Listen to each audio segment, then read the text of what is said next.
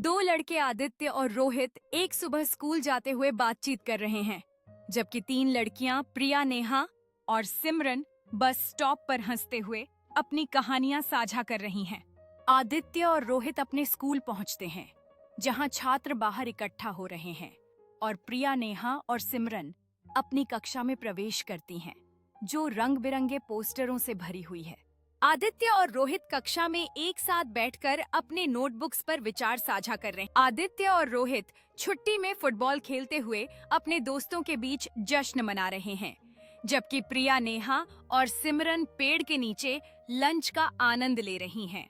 आदित्य और रोहित कक्षा के बाद स्कूल की सीढ़ियों पर बैठकर सप्ताहांत की योजनाओं पर चर्चा कर रहे हैं, जबकि प्रिया, नेहा और सिमरन दोस्ती की बालियां साझा कर रही हैं। आदित्य और रोहित अपने दोस्तों को विदाई देते हुए स्कूल से बाहर निकलते हैं, जबकि प्रिया, नेहा और सिमरन एक दूसरे को लहराते हुए विदा करती हैं।